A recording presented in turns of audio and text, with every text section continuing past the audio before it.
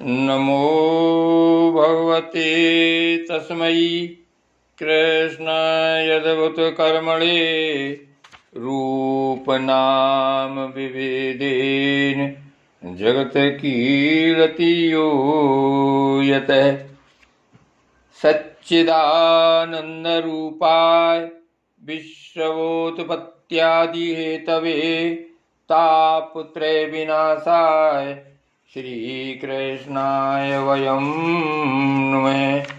नमामि हृदये शेषे लीलाक्षीराब्धिसायनं लक्ष्मीसहस्रलीलाभिः सेव्यमानं कलानिधिम्।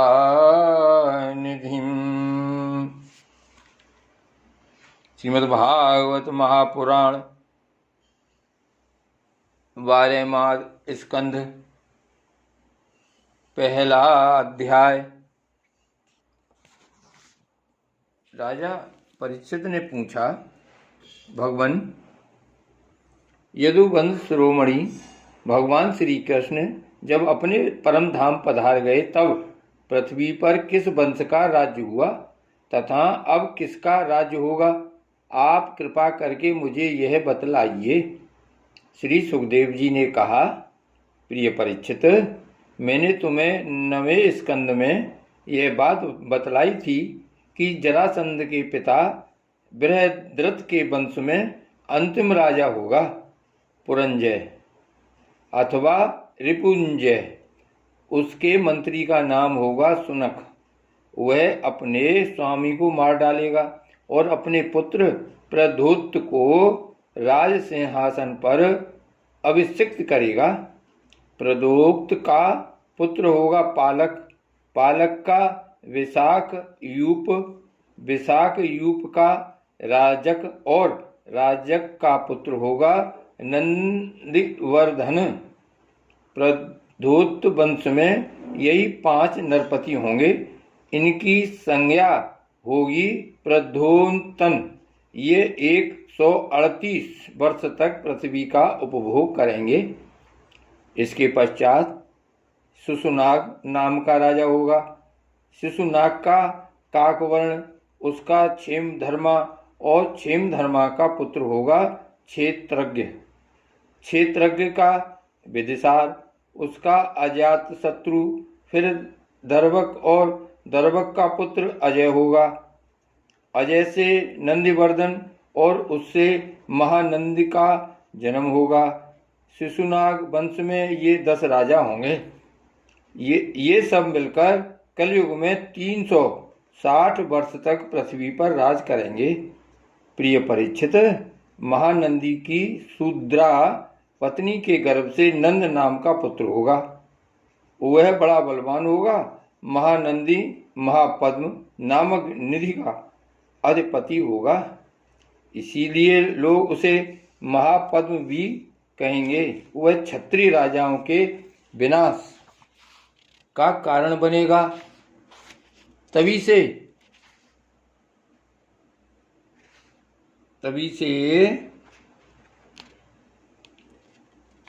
राजा लोग प्रायः शूद्र और अधार्मिक हो जाएंगे। महापद्म पृथ्वी का एक छत्र शासक होगा। उसके शासन का उल्लंघन कोई भी नहीं कर सकेगा। क्षत्रियों के विनाश में हेतु होने की दृष्टि से तो उसे दूसरा परशुराम ही समझना चाहिए। उसके सुमाल्य आदि 8 पुत्र होंगे। वे सभी राजा होंगे और 100 वर्ष तक इस पृथ्वी का उपभोग करेंगे। कौटिल्य, वात्सायन तथा चाणक्य के नाम से प्रसिद्ध एक ब्राह्मण विश्वविख्यात नंद और उनके सुमाल्य आदि 8 पुत्रों का नाश कर डालेगा।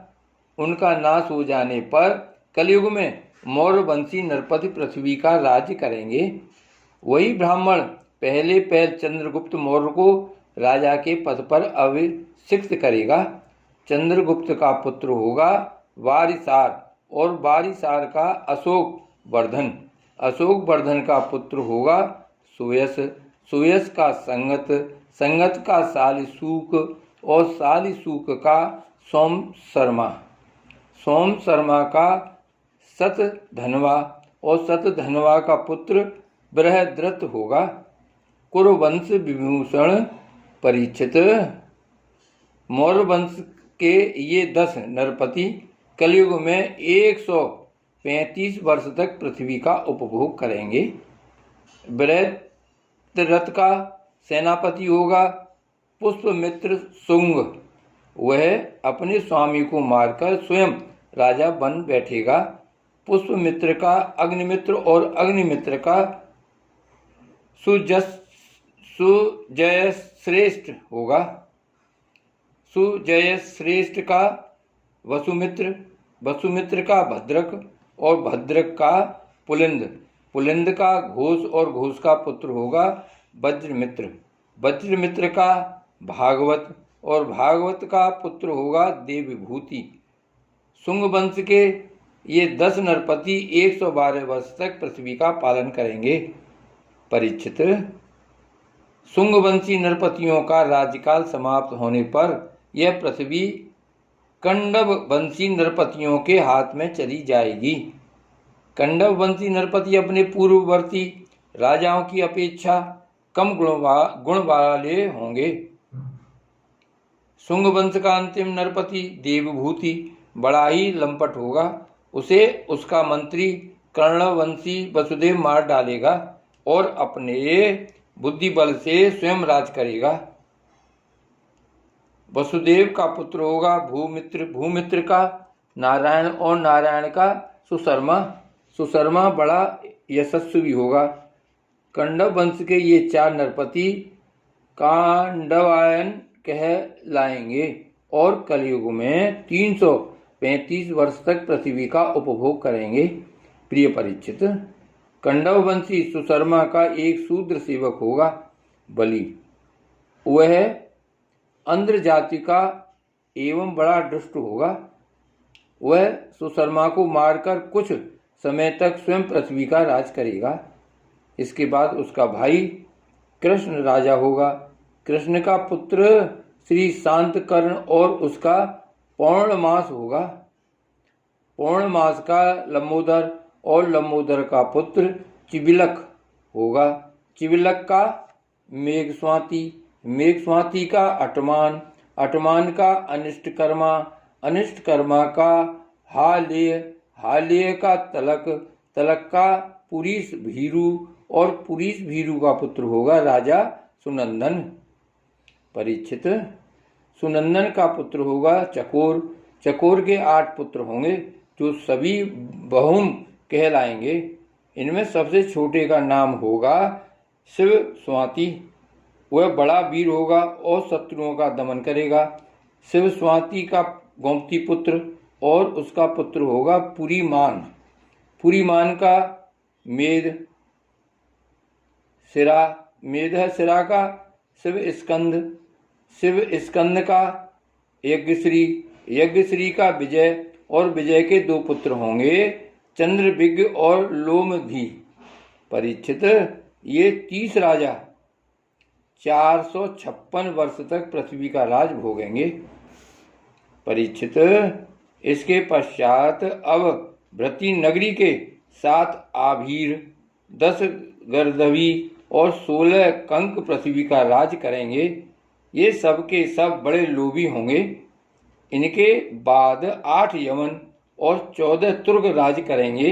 इसके बाद 10 गुरुंड और 11 मौन नरपति होंगे। मौनों के अतिरिक्त ये सब 1099 वर्ष तक पृथ्वी का उपभोग करेंगे तथा 11 मौन नरपति 300 वर्ष तक पृथ्वी का शासन करेंगे। जब उनका राज्यकाल समाप्त हो जाएगा तब किला नाम की नगरी में भूतनंद नाम का राजा होगा। भूतनंद का बरिंगिरी का भाई शिशुनंदी तथा यशोदानंद और प्रवीरक ये 106 वर्ष तक राज करेंगे। इनके 13 पुत्र होंगे और ये सब के सब वहलिक कहलाएंगे। उनके पश्चात पुष्पमित्र नामक क्षत्रिय और उसके पितृ दुर्मित्र का राज्य होगा। परीक्षित, वहलिक वंशी नरपति एक साथ ही विभिन्न प्रदेशों में राज्य करेंगे। उनमें से 7 आंध्र देश के तथा 7 ही कौशल देश के अधिपति होंगे। कुछ विदूर भूमि के शासक और कुछ निषिद्ध देश के स्वामी होंगे। इनके बाद मगध देश का राजा होगा विश्वसफुरजी। वह पूर्वोक्त पुरंजय के अतिरिक्त द्वितीय पुरंजय कहलाएगा। यह ब्राह्मणादि उच्च वर्णों को पुलिंद, यदु और मद्र आदि मलेच्छ प्रया जातियों के रूप में परिणत कर देगा। इसकी बुद्धि इतनी दुष्ट होगी कि यह ब्राह्मण, क्षत्रिय और वैश्यों का नाश करके शूद्र प्रया जनता की रक्षा करेगा। यह अपने बलवीर से क्षत्रियों को उजाड़ देगा और पद्मावती पुरी को राजधानी बनाकर हरिद्वार से लेकर प्रयाग पर्यंत सुरक्षित पृथ्वी का राज्य करेगा।